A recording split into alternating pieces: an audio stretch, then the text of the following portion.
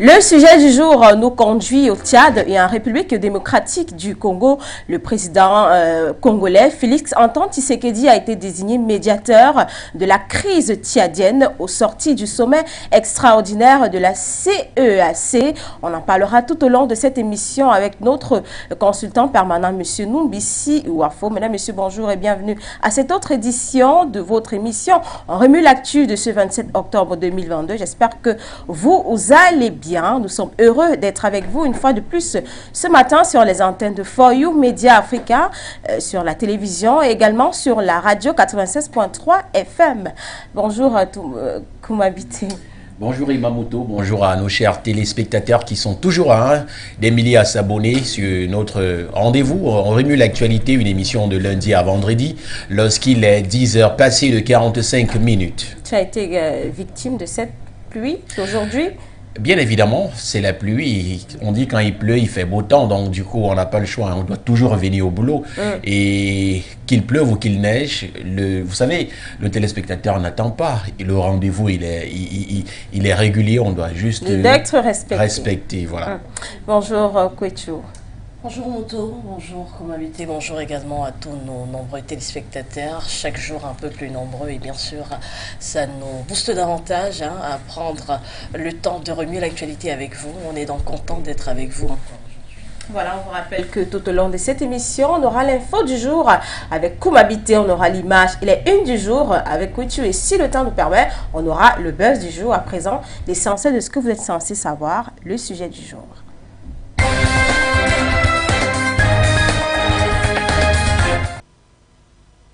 Le sujet du jour, je vous l'ai dit, nous conduit en République démocratique du Congo et au Tchad. Le président Félix Antoine Tshisekedi a été désigné médiateur de la crise tchadienne au sorti du sommet extraordinaire de la CEAC. Est-ce que cette médiation peut-elle aboutir? Eh bien, le président de la République démocratique du Congo, Félix Antoine Tshisekedi, a été désigné mardi médiateur de la crise tchadienne par la communauté des États d'Afrique centrale, la CEAC, réunie en sommet extraordinaire à Kinshasa.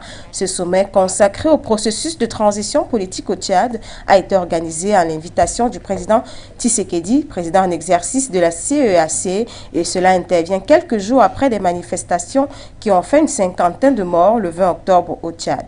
Le dirigeant tchadien Mahamat Idriss Déby Itno était lui-même présent à la réunion à laquelle ont participé des chefs d'État représentant des 11 pays membres de la CEAC, le président Mahamat Idriss Déby, les présidents Denis Sassou Nguesso du Congo et Faustin Archange Touadéra de la République centrafricaine, la délégation de la Commission de l'Union africaine et le vice-président du Burundi y étaient également. Rappelons que jeudi dernier, l'opposition avait appelé à manifester contre la décision du régime du jeune général qui a accédé au pouvoir à la tête d'une transition militaire après la mort au combat de son père Idriss Déby Itno il y a 18 mois, de prolonger de 2 ans la période de transition vers des élections. Dans son discours d'ouverture, Félix Antoine Tshisekedi a qualifié les événements du 20 octobre de dérapage dramatique.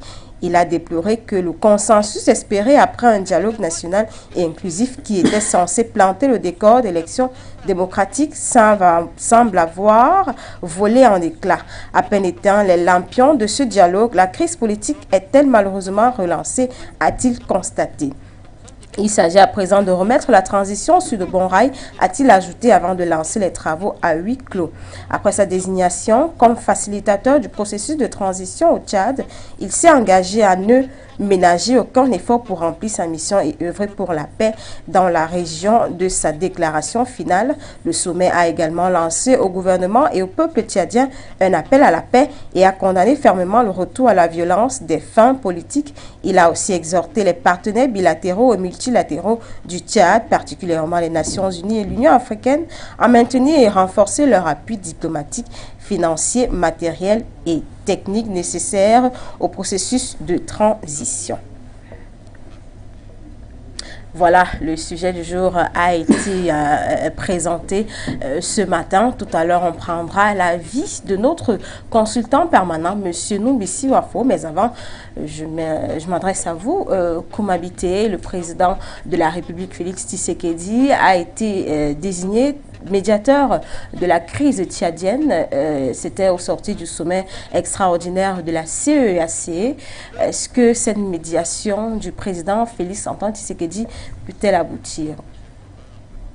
Pour vous, selon vous? Oui, selon moi également, on peut dire que lorsqu'il y a dialogue, il y a quand même des résolutions. On ne peut pas dire aujourd'hui que la présence de Félix Tshisekedi, le président congolais, ne serait en mal ou alors ne serait pas vue sous un bon angle, bien au contraire. Et il faut dire que c'est quand même une histoire de fraternité qui vient là. Et le Tchad, comme tout autre pays en crise, a besoin quand même des personnes pour pouvoir essayer de résoudre les problèmes de conflit. Parce qu'il faut le rappeler, ce sommet extraordinaire survient après pratiquement plus de 50 personnes décédées lors du jeudi noir au Tchad, justement. Donc, à un moment donné, je pense que c'est une belle initiative quand même du président Félix Tshisekedi, parce qu'on sait quand même que il fait partie quand même de ceux sur qui on peut quand même compter parmi les présidents africains, notamment dans ce qui concerne, parce que quand on parle de crise, parce que lui-même aussi il en a vécu, et je pense quand même qu'au sortir de cela, il peut trouver des solutions, ou alors il peut amener avec la complicité des autres présidents, y compris notamment le président centrafricain, le professeur Faustin Archange Touadéra et bien d'autres aussi. Donc ensemble, ils vont trouver des solutions. Et parlant de la transition, on pense quand même que la population tchadienne, oui, il est vrai, la population tchadienne est quand même fâchée, parce que s'il faut le dire ainsi, la population n'accepte pas le fils Idriss Déby Itno au pouvoir en tant que président. Il n'accepte pas la prorogation de la transition. Oui, justement, il n'accepte pas. Sorti du dialogue qui était censé organiser des élections démocratiques. Tout à fait. Donc, du coup, à un moment donné, il faut quand même quelqu'un qui va essayer de discuter avec les membres du gouvernement, avec l'opposition. Il faut également une personne, ou alors des personnes qui vont pouvoir discuter avec le peuple, le peuple tchadien même également. Parce que vous savez, c'est pas le président du Tchad qui fait le Tchad, non, c'est l'ensemble de toute la population tchadienne qui constitue donc un pays. Donc moi je pense aujourd'hui que le rôle de Félix Tshisekedi sera très très primordial là-dedans. Attendons simplement voir et regardons simplement et voyons la suite. Où est-ce que ce dialogue-là, ou alors où est-ce que cette médiation-là va pouvoir nous emmener? Merci, Koumabité. Kouetcho, vous partagez cet avis de Koumabité. Est-ce que vous faites confiance au président Tshisekedi? Est-ce que cette médiation pourrait-elle, elle va aboutir à quelque chose de concret ou de positif? Alors, tel que je l'ai parfois martelé ici, alors qu'on évoquait d'autres transitions ou alors d'autres médiations initiées, je vais encore et toujours le répéter, aucune médiation n'aboutira tant que les parties prenantes ne se seront pas assises et auront trouvé quand même une espèce de terrain d'entente, ou du moins auront émis une volonté à faire avancer les choses. Donc, aujourd'hui au Tchad, c'est la population qui descend dans les rues au sortir d'un grand dialogue qui se voulait inclusif et qui, quand on voit les remous populaires et tout ce qu'il y a comme manifestation aujourd'hui, finalement nous fait comprendre qu'il n'était pas tant que ça inclusif. Il est des partis civils, il est beaucoup de la population tchadienne qui a été délaissée, pour compte lors de ce dialogue inclusif et qui aujourd'hui entend donc faire entendre sa voix. Donc notamment les jeunes qui n'ont pas forcément eu mot à dire lors de ce grand dialogue inclusif. Alors, comment calmer le jeu aujourd'hui quand on a une partie des groupes politico-militaires rebelles qui eux également, d'une certaine manière, encensent finalement ces mouvements de révolte des jeunes? Il faudra encore, malheureusement, je pense, pour Tshisekedi, pouvoir mettre autour d'une table tous ces acteurs, ou du moins proposer ou inciter le jeune le jeune président Mahamat Idriss Déby à pouvoir reconsidérer son attitude qui, pour certains observateurs, se veut un tantinet assez condescendante vis-à-vis d'une certaine couche de la société tchadienne. Donc, revenir à de meilleurs sentiments, ou du moins pour un président comme Félix Tshisekedi, de pouvoir faire entendre raison au président Mahamat Idriss Déby, tant qu'à renouer le dialogue avec cette couche de la population qui est aujourd'hui en colère, et ce sera principalement ça le défi, je pense, pour Félix Tshisekedi.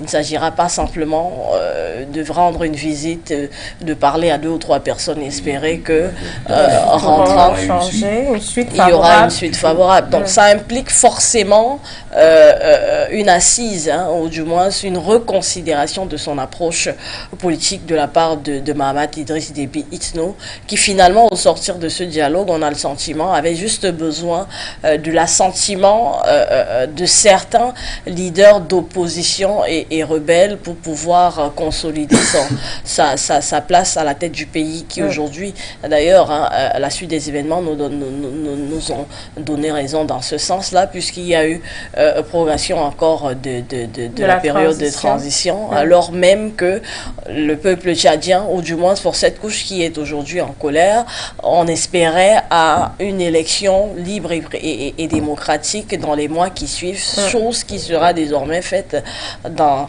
les années, un peu plus d'un an, voilà, un peu plus d'un an, donc voire 24 mois par là. Donc ça implique beaucoup de choses. Malheureusement, le Tchad est presque habitué à des soulèvements populaires, à une instabilité politique, et il ne s'agira pas juste d'une médiation de 2 ou 3 jours pour pouvoir espérer que tout revienne dans le calme. Voilà, merci Kouetou. Tout à l'heure, on aura l'avis de notre consultant, M. Nombissi Wafo. Mais avant, on s'intéresse à l'info du jour. C'est avec vous, Koumabité.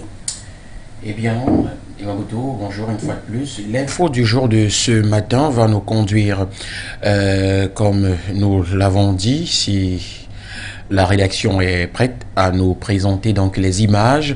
On parle là du président de la CEDEAO qui s'engage donc dans un partenariat stratégique avec Kiev. Donc voilà donc l'information que nous avons donc également, et on va décortiquer ensemble pourquoi est-ce que la CEDEAO décide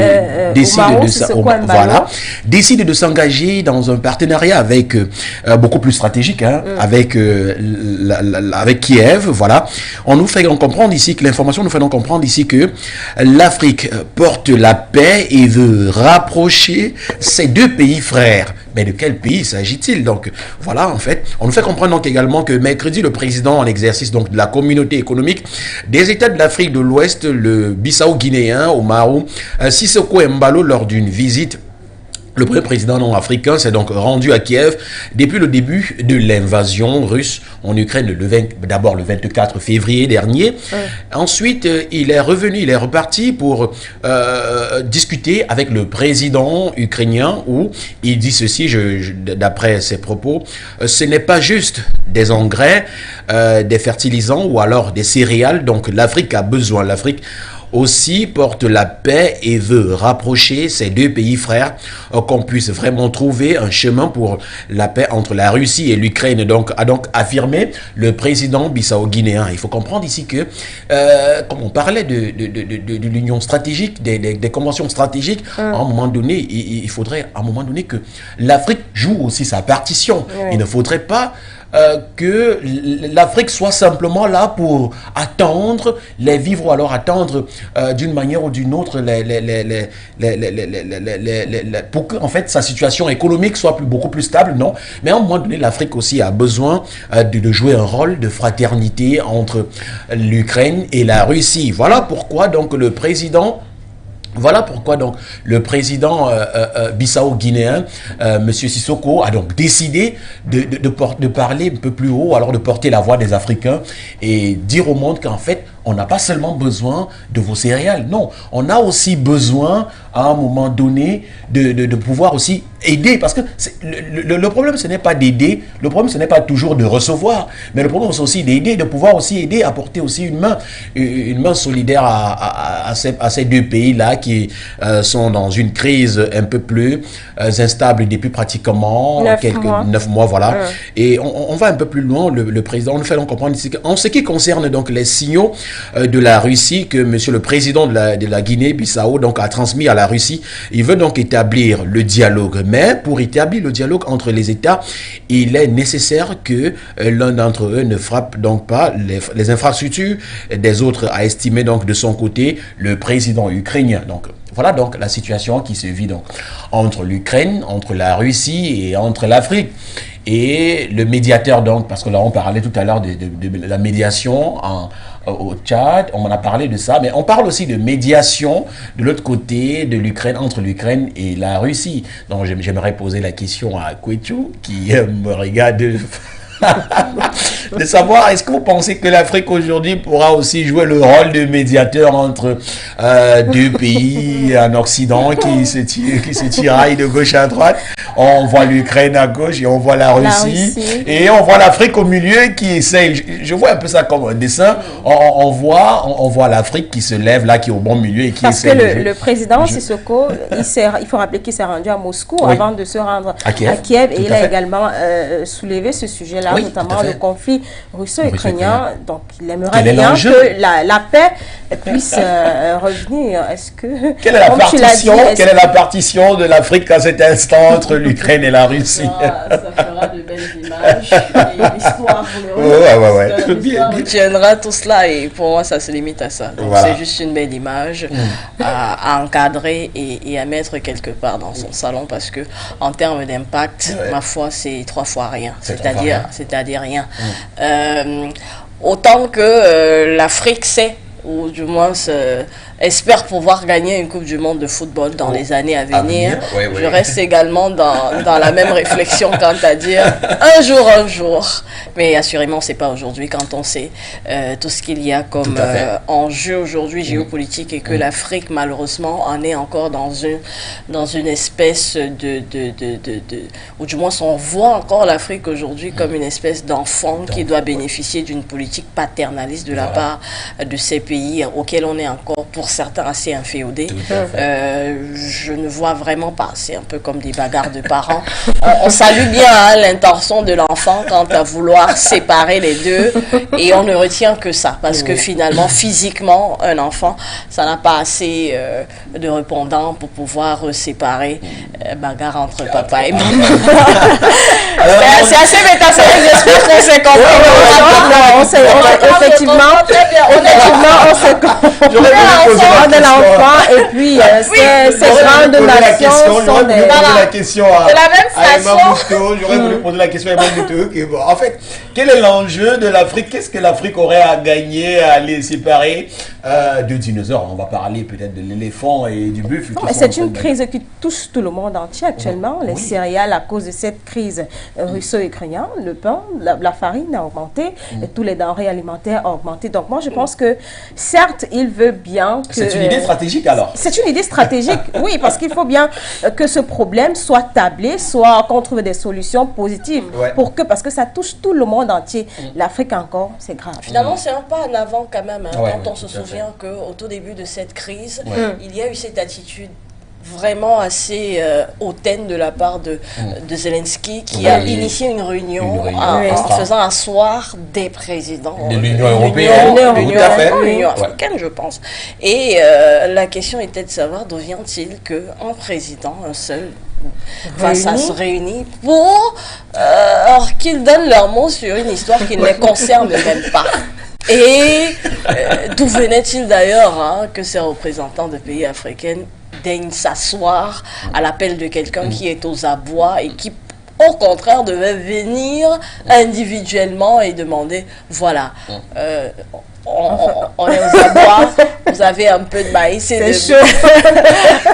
donnez-nous-en, ou alors allez plaider notre cause. Voilà. Mais avec le soutien de l'Occident, il s'est cru assez supérieur, avec des grands airs. Justement. Réunir tous ces chefs d'État africains. Tout à fait. Voilà, à considérer que toute l'Afrique réunie, voilà. À un moment donné, même le président ukrainien a demandé à être intégré à l'Union européenne. Vous voyez? Donc, je me dis aujourd'hui que l'Afrique, l'Afrique est encore dans ses débuts de pouvoir.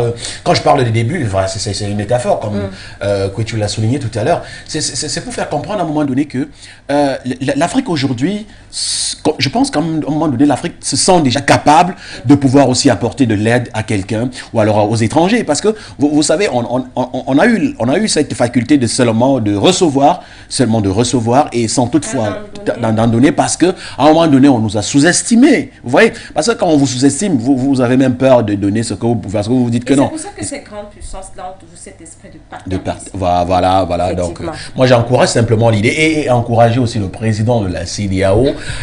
Vraiment, c'est un coup de chapeau qu'on lui tire comme ça. C'est un très grand coup de chapeau. Mais en espérant, bien sûr, que tous les autres présidents africains vont faire la part des choses un peu comme vous. Et monsieur le président, vraiment, un coup de chapeau à vous. C'était donc l'information de l'actualité. Merci Koumabité, merci pour cette info du jour. On se retourne vers vous, Kwechu, pour les unes de ce jour et après on prendra l'avis de notre consultant, M. Noubisi Wafo. Les unes du jour tout de suite.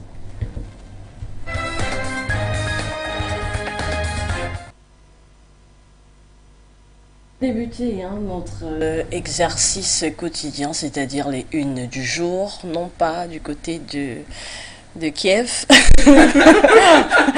non pas du côté de Moscou, mais on va rester en Afrique, on s'en va du côté de la Guinée, la Guinée-Conakry notamment, et cet article signé Guinée News, désobéissance civile après le FNDC, le forum des forces sociales dévoile son plan en une série d'actions. Alors, ça se dirige-t-on vers d'autres soulèvements populaires du côté de la Guinée? Tout laisse à y croire, en tout cas. Mardi, donc, a eu lieu une conférence de presse du FFSG, donc le Forum des forces sociales de Guinée, une nouvelle coalition. Donc, il faut rappeler que le FNDC avait été disloqué, même s'il continuait quand même dans ses actions. Donc, désormais, c'est une autre coalition qui a initié tout un plan d'action sur un mois à peu près, donc le mois de novembre, pour des soulèvements populaires. Ils annoncent même des villes mortes du côté de Guinée-Conakry. Et voilà, c'est au sortir donc, de cette conférence qu'ils ont pu partager le chronogramme de toutes les actions qui sont à venir, qui devraient, si on s'en tient à ce chronogramme, déboucher le 20 novembre prochain vers des grandes marches populaires du côté de Guinée-Conakry. Il n'y a toujours pas eu réaction du pouvoir du gouvernement de transition de Maro Sissoko, mais voilà, on attend de voir finalement qu'est-ce qu'il en sera après ce grand rassemblement donc du FFSG. Après la Guinée-Conakry, on s'intéresse au Burkina Faso voisin. Ce n'est pas un gouvernement de dîner de gala, prévient donc le Premier ministre burkinabé, maître Kellem de Tabela. Alors, de quoi il retourne au lendemain donc, de la composition du gouvernement du MPRS, MPSR 2. Le premier conseil des ministres s'est tenu donc hier mercredi 26 octobre à la primature. Après donc leur prise de contact, les membres du gouvernement, avec à leur tête le premier ministre et le chef de l'État, ont pris la traditionnelle photo de groupe dont vous avez donc esquissé à l'image. Et c'est donc dans une déclaration de moins de 2 minutes que le Premier ministre, Apollinaire Kellem de Tabela, est allé droit au but en tenant ses propos. Vous avez en tout cas la teneur de son propos et de cette première tenue, on va dire comme ça là, du Conseil des ministres du gouvernement de transition au Burkina Faso, à lire dans lefaso.net. Voilà. Après lefaso.net, on s'intéresse au Mali avec avec maliweb.net. Première édition du forum sur la coopération Chine-Mali, les relations entre Pékin et Bamako passées en revue. Il faut préciser donc que la première édition du forum sur la coopération Chine-Mali a pris fin hier mercredi, on était le 26 octobre, au Centre international de conférences de Bamako, organisé par l'ambassade de Chine au Mali. La cérémonie de clôture était placée sous l'égide de l'ambassadeur Mahmoud Mohamed Arbi, représentant donc le gouvernement malien à ce rendez-vous. Les rideaux sont tombés. Quelles sont les mesures qui ont été prises? C'est à lire dans cet article de maliweb.net. Pour sortir de notre revue des grandes unes, ce matin, on s'intéresse au Cameroun, notamment avec le quotidien Mutation qui met à sa une aujourd'hui une actualité sportive, notamment football. Football camerounais, le ballon d'or rebondit. Faut préciser donc que 30 ans après la cérémonie de récompense des meilleurs de la saison, des meilleurs de la saison 2022 aura lieu donc ce samedi au Cameroun, et la liste des nominés et le palmarès est d'ores et déjà connu. Une autre avancée notoire, il faut le préciser, dans l'organisation du football camerounais, notamment avec à sa tête désormais, du moins la Fédération camerounaise de football, Samuel Eto'o-Fils, qui remet donc les pendules à l'heure. Ce sera samedi que seront donc primés les meilleurs acteurs du football camerounais évoluant dans les différents championnats, fut-il masculin ou féminin, et c'est un projet initié par Samuel Eto'o-Fils à suivre de très près et à lire donc dans les colonnes de Mutation, parution de ce jour. Et c'est donc la fin de notre une de ce jour également. Merci, Kwetchou, merci de nous avoir baladés comme d'habitude dans les différents kiosques des capitales africaines, dans les unes du jour. Le ballon d'or Cameroun, oui. Vous y croyez? Est-ce que ce n'est pas une très belle initiative du président de la FECAFOOT? Non, mais c'est une très belle initiative. C'est à saluer, c'est à féliciter. Non, mais c'est à saluer. Mais, attendez. Ça prouve que les promesses sont en train d'être réalisées. Mais les promesses du président de la FECAFOOT. Vous savez, tout ce que Samuel Eto'o touche se transforme en or. Il faut le reconnaître, en tout cas. On s'en fout des détracteurs, mais il faut le dire, disons les vérités, donnons à César ce qui est à César. Voilà, Samuel Eto'o, il a pris les rênes de la FECAFOOT. Aujourd'hui, on a vu qu'il y a changement. Vous avez vu, il y a une chaîne concurrente, peut-être qui est en international, qui a fait tout un grand reportage sur le championnat camerounais. Et on a montré comment un jeune talentueux camerounais est parti de zéro. Et puisque, vous savez, au départ, les salaires des joueurs n'étaient pas aussi considérables. On parlait de 30 000, 35 000, voire même 25 000.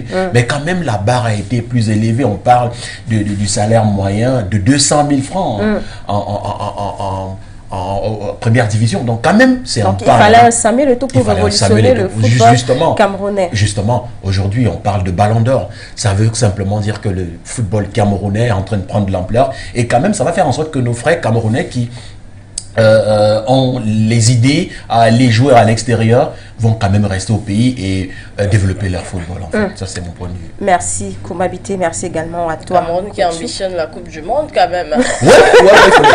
Il faut le dire. Le Qatar, c'est dans Gigi, pas longtemps. Gigi, pas longtemps. Donc, du coup, on attend simplement voir. Nous serons là à l'aéroport pour toucher ce trophée-là. Pour être les premiers à toucher le trophée. Bien sûr, ça sera au Cameroun. Le trophée a fait sa tournée, il était au Cameroun. En fait, c'est l'Afrique qui gagne, puisqu'on a les pays quand même africains qui vont aller batailler. Et une petite surprise, permettez-moi peut-être de nous une seconde. J'ai constaté quand même, c'est un constat, ces journalistes des pays étrangers là parlent beaucoup plus des joueurs africains ces derniers temps. Je ne sais pas si vous avez fait le même constat. Parce qu'ils se démarquent de plus en plus. Est-ce que vous ne pensez pas que cette Coupe du Monde là risque d'arriver en Afrique définitivement? En tout cas, c'était un point d'interrogation. Voilà. Je pense que ce rêve n'est pas utopique. Voilà. Est-ce qu'on a M. Noumissi Wafo en ligne? Voilà, M. Numbisi Wafo n'est pas en ligne. On va donc prendre l'image du jour. C'est avec Kwechu. Je crois qu'il y a une transition. Non. L'image du jour avant, bien sûr, M. Numbisi Wafo. C'est avec Kwechu. Alors l'image du jour, c'est un produit, c'est une culture qui est cultivée globalement en Afrique et même en Amérique du Sud. Il y en a à profusion.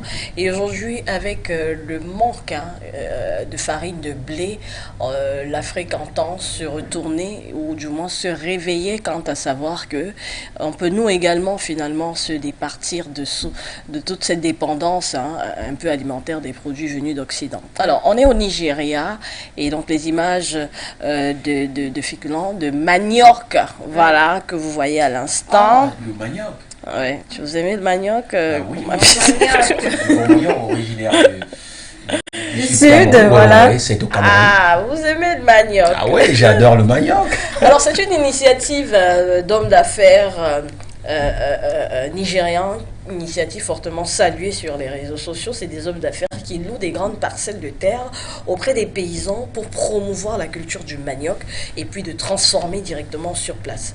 Donc il y a une semaine, une association d'hommes d'affaires, vu qu'il s'agit de la diaspora donc nigériane, s'est réunie et l'association a prolongé donc l'exportation de tapioca jusqu'au 31 de novembre 2022. Afin de stimuler donc les exportations et voilà comment donc ces féculents sont transformés et vous voyez donc ces bons paquets, ces beaux packaging qui a été bien travaillé et c'est des produits donc qui sont exportés en direction d'Amérique puisqu'il y a une forte communauté nigériane aux États-Unis et de bien d'autres pays. Une bonne donc, farine de manioc. Clairement, c'est de la farine de manioc, c'est également du tapioca qui peut être donc consommé direct et qui est transporté. Voilà, vous voyez que c'est du gagnant-gagnant, c'est une diaspora qui pense finalement à développer donc cette culture du côté du pays et finalement c'est des cultures qui leur reviennent et qui leur permet finalement, parce qu'il faut dire quand même que le tapioca, le manioc, ça entre dans la composition de beaucoup de mets traditionnels bien sûr. Et c'est une façon pour eux aussi de rester connectés à ces mets gourmands venus de chez eux. Et très délicieux en fait. Le tapioca du qui tapioca, parfois est considéré comme... manger comme du couscous. Oui, ça c'est l'Afrique quand même. Ça c'est ça qu'on appelle l'Afrique. Lorsque vous mangez du tapioca qui ressort de votre village, qui ressort un peu comme le tapioca qui vient du sud-ouest, du nord-ouest. Vous mangez, vous avez quand même de l'appétit. Du gari, pour ceux qui ne comprennent pas, tapioca c'est Cameroun. Ça, ce sont les bébés de l'Afrique. Voilà pourquoi on a dit tantôt que l'Afrique a aussi un truc à donner. Transporté aux États-Unis. Bien sûr, bien évidemment. Bien évidemment, ça veut dire que l'Afrique aussi peut apporter, peut participer. Non, l'Afrique est finalement possible de se démarquer sur le marché mondial avec des cultures propres à chez nous. Pour cela, peut-être il faudrait qu'on arrête d'avoir un regard assez dénigrant totalement parce que faut rappeler qu'aujourd'hui, dans plusieurs pays africains, ils pilulent des restaurants qui proposent des mets traditionnels qui permettent donc à des étrangers de venir s'imprégner de notre culture parce que malheureusement, dans l'imagerie populaire, il était habitué que si vous mangez du trop traditionnel, c'est qu'en fait, vous mangez du bas de gamme. Ouais, en fait, vous n'avez pas assez d'argent. Vous n'avez pas assez d'argent. Donc, je crois que la vapeur tend à être inversée aujourd'hui dans des gamelles, même d'enfents, pour aller à l'école. Il est possible de leur mettre, je sais pas moi. Mintumba, c'est au Cameroun. Mintumba, c'est au Cameroun. Je sais pas moi, de la tchéké, pourquoi pas. De la sauce gombo. Sans en pâlir, avoir l'impression qu'on va dire que vous nourrissez mal votre gosse. Ça, c'est du viande. En fait, c'est une langue locale au Cameroun. Ça dit que vous mangez de l'Afrique en fait et vous êtes comme voilà, donc finalement c'est un peu de l'Afrique. Voilà, merci Kwechu. Est-ce qu'on a Monsieur Numbisi Wafo en ligne cette fois-ci? Bonjour Monsieur Numbisi Wafo. Oui, bonjour bonjour à tes collaborateurs, bonjour aux techniciens, bonjour aux nombreux téléspectateurs de For You Media. J'espère que vous allez bien ce matin, c'est un plaisir de vous recevoir Monsieur Numbisi Wafo. Ben, ça va aller. Je vais assez bien, rassurez-vous, il n'y a pas de grands soucis. Voilà, M. Noumissi Wafo, le sujet du jour nous a conduit au Tchad et en République démocratique du Congo. Le président Félix-Antoine Tshisekedi a été désigné médiateur de la crise tchadienne. C'était au sorti du sommet extraordinaire de la CEAC après bien sûr les manifestations de jeudi dernier du côté du Tchad. Est-ce que vous pensez que cette médiation du président Félix-Antoine Tshisekedi peut-elle aboutir à quelque chose de concret ou alors de considérable au sorti de cette médiation? Je suis un peu dubitatif. Je suis un peu dubitatif, j'ai presque envie de dire pas très optimiste, pour ne pas dire pessimiste, parce que, voyez-vous, la CEAC, qui en réalité conduit cette médiation-là, parce qu'il ne faut pas ignorer que le président Tshisekedi est président en exercice de la communauté des États, de la communauté économique des États de l'Afrique centrale. Cette CEAC-là n'a pas la même structuration, il faut le dire, et n'a pas la même efficacité opérationnelle qu'une organisation comme la CEDEAO. Et donc, on peut se demander, d'accord, qui va jouer la médiation. Vous savez, il y a une certaine distance tellement grande dans les positions qu'il faut bien plus pour amener des gens à s'accorder.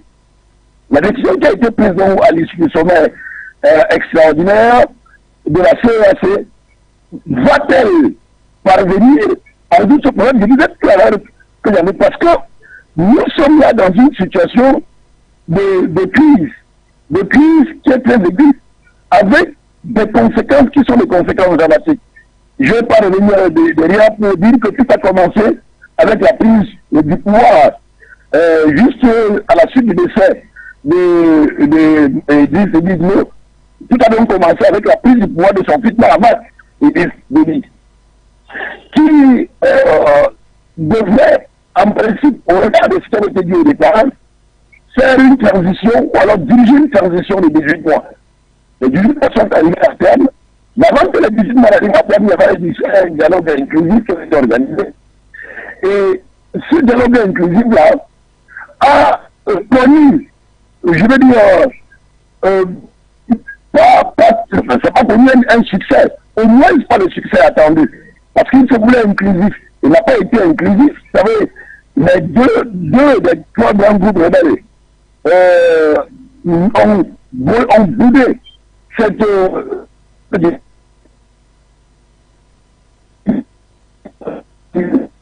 ainsi que des partis d'opposition qui jouent un rôle majeur dans la vie politique tchadienne ont également boudé cette rencontre. Et quand bien même la rencontre avait commencé, les assises avaient commencé, il y a des acteurs qui en chemin se sont carrément retirés, les acteurs de la société civile, il y a même l'Église catholique qui s'est retirée des débats. Alors, tout cela ne durait pas une suite, j'ai pas envie de dire, apaisante pour toutes les parties. Et évidemment, ce qui était redouté à arriver, c'est-à-dire que, à peine le dialogue est terminé, il y a eu un appel à manifester des principaux partis d'opposition et d'une partie de la société civile. Une association qui a été reprimée, avec quand même à la clé plus d'une cinquantaine de morts, alors 50 morts pour reprendre les chiffres officiels communiqués par l'État tchadien. Évidemment, il y a eu de nombreux blessés au passage, et du coup les positions sont radicalisées. Le président Tshisekedi lui-même a parlé de dérapage dramatique dans la transition, ou alors de dérapage dramatique dans la transition. Je disais aujourd'hui que je doutais parce que le sommet même qui a conduit à la désignation du président Tshisekedi comme médiateur était un sommet qui n'a connu que la présence effective de 4 personnes. Donc, de 4 chefs d'État en exercice. Il y a Tshisekedi lui-même qui était là, il y a Mahamat Idriss Déby qui était là, il y a Sassou qui était là, et il y a il y a un quatrième qui était là. Je vais avoir le nom tout à l'heure. Il y a eu que sur les 11 chefs d'État qui auraient dû être présents, il n'y en a eu que 4. Et vous savez, la représentation au plus haut niveau de l'État est un marqueur de l'intérêt que cet État-là accorde à une organisation comme celle-là. Donc, si les chefs d'État de la sous-région n'accordent pas eux-mêmes une réelle importance à une organisation comme celle-là, c'est un problème. C'est un problème sérieux. Autre chose, c'est que de quels moyens peut disposer la CEAC pour contraindre des partis à se rapprocher, ou alors pour contraindre les partis à trouver un terrain d'entente. Ces moyens de coercition-là, personnellement, nous n'en voyons pas. Nous n'en voyons pas. Nous n'en voyons pas parce que, je le disais aujourd'hui, la CEAC, ce n'est pas le même degré de structuration, par exemple, que la CEAO. Et d'ailleurs, les différentes activités de la CEAC ne sont pas aussi connues et aussi marquantes que les assises ou les opérations de la CEAO. Pour ne prendre que cette organisation sur les Qatar. Donc, tout ce point de vue-là, avec la radicalisation qui a de part et d'autre, parce qu'il faut quand même dire que ce qui a mis le feu, c'est que à la fin des assises du dialogue national inclusif, il a été décidé que le président Mohamed allait prolonger la transition de 2 ans. Et qu'au sortir de cette transition, il allait être en mesure de se présenter comme candidat de la République. Du coup, l'opposition a vu là au moins 2 choses. La transmission antidémocratique d'un pouvoir qui est devenu dynastique et la pérennisation au pouvoir des individus à la solde de la France et qui sont là pour faire, ou si vous voulez, jouer les intérêts, ou alors jouer les intérêts français au détriment des intérêts du peuple tchadien. Il vous souvient que même comme il est arrivé au pouvoir à travers des voies qui n'étaient pas prévues par la Conseil d'État, à travers des voies anticonstitutionnelles, Mohamed Déby a quand même été adoubé par Paris à travers le président Macron qui est venu personnellement l'installer au pouvoir à N'Djamena. Donc les positions sont tellement radicales et tellement distantes que nous ne voyons pas quelle est la marge de manœuvre au-delà du simple discours, au-delà de la simple parole, quelle est la marge de manœuvre que Tshisekedi et la CEAC peuvent bien avoir pour amener les deux parties à se parler et à trouver un terrain d'entente. Et c'est d'ailleurs pour cela que lui-même, le président Tshisekedi, a commencé à appeler d'autres organisations internationales comme l'ONU et comme l'UA pour appuyer les efforts du peuple tchadien à retrouver la paix et à retrouver la sérénité et finalement aussi à se mettre sur la piste d'un retour paisible à un cadre constitutionnel normalisé, c'est-à-dire la rétrocession du pouvoir pour papa à décider. Donc voilà ce que nous pouvons dire pour la question que vous avez posée. Nous ne sommes pas tout à fait optimistes au regard des faits, au regard de ce que le plan de la CEAC par rapport à cette médiation et par rapport à sa capacité à amener les partis à s'entendre. Du président Félix Antoine Tshisekedi est-elle crédible? On sait ce qu'il se vit actuellement au Congo, notamment ces différentes tueries et aussi le conflit avec les membres du M23 et donc le Congo accuse le Rwanda. Est-ce que la médiation du président Félix Tshisekedi est-elle crédible avec tout ce qui se passe au sein de son pays? Bon. Je vous l'ai déjà dit, je trouvais c'est peut-être une bonne initiative. Mais ce n'est pas parce que c'est une bonne initiative qu'elle sera nécessairement efficace. Qu'elle va produire des résultats que tout le monde espère. Parce que les résultats que tout le monde espère, c'est d'arriver à un climat apaisé. de faire en sorte que les uns et les autres fassent ces concessions qui permettent d'accéder au consensus. Voilà ce qui va se passer. Mais les positions sont tellement radicales qu'il faut qu'à la suite, si les partis ne veulent pas s'entendre, il faut, à la suite du simple discours, trouver des moyens de coercition. Et ces moyens de coercition-là, nous disons que nous ne voyons pas pour le moment. Nous ne voyons pas la CRAC, par exemple, en train de procéder au gel des avoirs des personnes impliquées ou alors responsables de la crise. Nous ne voyons pas une CRAC en train de procéder à un embargo.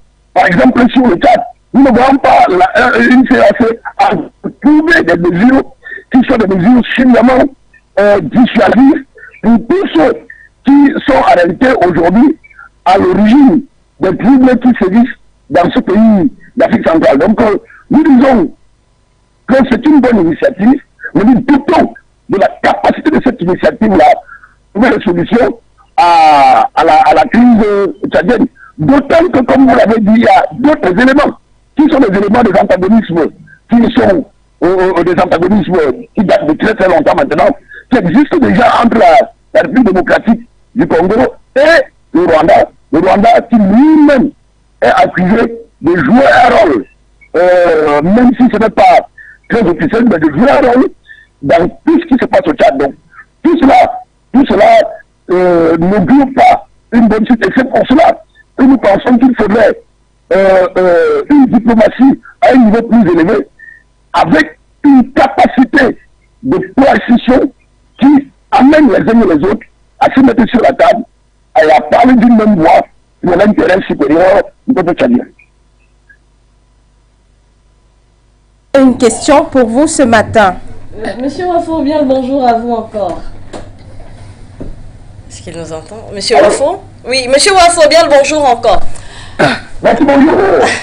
Alors dites-moi, Monsieur Wafo, le Tchad qui connaît des crises et qui parfois, ces crises ont des répercussions vers le Cameroun voisin. Comment vous appréciez un peu ce mutisme de la part du Cameroun depuis les différents soulèvements ou problèmes que rencontre le Tchad ces derniers temps?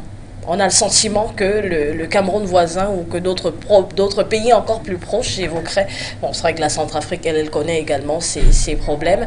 Mais comment vous appréciez-vous finalement la position du Cameroun dans cette crise que connaît le Tchad? La position du Cameroun est une position qui n'aurait jamais dû être la sienne. Parce que nous allons quand même tous reconnaître qu'à raison de sa position géographique, à raison de sa superficie, à raison du dynamisme de sa population et à raison de son niveau économique, le Cameroun aurait logiquement dû être le leader à l'Afrique centrale et donc faisait un poids extrêmement important dans la gestion des conflits dans la région d'Afrique centrale. Mais vous savez que depuis très longtemps, le Cameroun est un peu à retrait. Je préfère le dire sur le plan diplomatique que ça fait relativement qui agite l'Afrique centrale. Et c'est bien dommage parce que quand vous avez un rôle de leader, comme celui-là, et que vous ne l'utilisez pas, ou alors que vous ne faites pas valoir ce rôle-là, évidemment, il y a une certaine léthargie qui s'installe et qui ne profite pas ni à la paix, ni au développement dans la sous-région. Parce que la proximité géographique du Cameroun avec le Tchad est telle que quand il y a des problèmes au Tchad, nécessairement, il y a des répercussions sur le Cameroun. Il va déplacer. Il y a un certain nombre d'échanges entre ces deux pays-là. Il va de soi que quand c'est à tous les côtés, il y a des populations qui, pour se protéger, traversent simplement de l'autre côté du Cameroun. Et ça, ce sont des données qui sont telles que le Cameroun devrait en principe suivre de très près tout ce qui se passe dans ce pays voisin-là et faire en sorte que la paix règne. Parce que comme vous le savez, quand il y a un adage qui nous dit chez nous en Afrique, quand la maison du voisin brûle, il vaut mieux lui apporter de l'aide pour éteindre le feu parce que si vous ne faites rien, il est possible qu'après sa maison, que la vôtre soit attaquée par les femmes. Alors, Monsieur Nobissi, bonjour une fois de plus. Merci, bonjour. Voilà, j'ai une question qui me taraude un peu l'esprit. Hein. On parle aujourd'hui de la médiation au Tchad. On sait généralement, on sait que il y a la même situation qui se passe au Tchad est presque la même au Congo, entre le Rwanda et le Congo. Est-ce que vous pensez aujourd'hui que Félix Tshisekedi aura donc les capacités de pouvoir réussir à manager le Tchad aujourd'hui, étant donné que la situation entre le Congo et le Rwanda est toujours pratiquement instable? Ça, c'est la première question. Maintenant, la deuxième question, est-ce qu'on peut, on peut revenir au niveau de la CEAC? Pourquoi aujourd'hui les pays des États de l'Afrique centrale décident de s'aligner derrière le Tchad, étant donné quand la situation est déjà critique? Or, bien avant, ces dirigeants africains-là pourraient peut-être couper la poire en deux avant que le Tchad n'arrive à ce genre de situation. C'est vrai que j'ai eu la peine d'assurer la deuxième question que vous avez posée. Je vais reprendre la deuxième question. La situation au Tchad aujourd'hui, pourquoi est-ce que les présidents des États de l'Afrique centrale ont donc décidé, après le chaos au Tchad, de prendre position? Or, bien avant peut-être les 18 mois auparavant qu'on a donné à la transition tchadienne, il était question à un moment donné de réunir ces présidents et pouvoir discuter, de mettre le sujet sur la table et pouvoir trouver des solutions pour éviter le chaos. Quelle est la vision aujourd'hui de ces présidents des États de la communauté économique des États de l'Afrique centrale? C'est une attitude de silence, évidemment. C'est une attitude de silence parce que personne ne veut beaucoup s'avancer, manifestement, dans ce dossier. Parce qu'il faut quand même renommer que dès le départ, tout le monde a bien vu venir cette crise.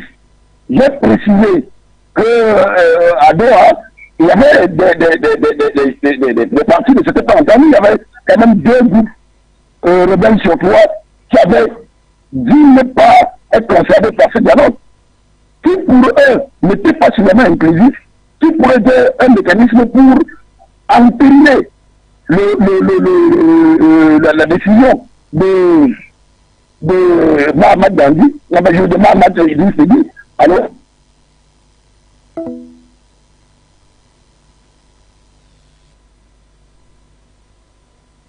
nous vous remercions, M. Nobissi Wafo. Merci d'avoir participé à cette émission comme tous les jours. Mesdames, Messieurs, si vous nous rejoignez à l'instant, vous êtes sur les antennes de For Youth Télévision dans le cadre de l'émission. On remue l'actu de ce jour. Je vous l'ai dit aujourd'hui, on remue l'actu du côté du Tchad et de la République démocratique du Congo. Le président Félix Antoine Tshisekedi a été désigné médiateur de la crise tchadienne au sorti du sommet extraordinaire de la CEAC. C'était mardi dernier et c'est sur cette analyse de M. Nobissi Wafo que nous mettons un terme à cette édition dont on remue l'actu de ce jour. Mesdames, Messieurs, passez une excellente journée et restez en compagnie de notre programme et on aura le plaisir de vous retrouver demain lorsqu'il sera 10h45.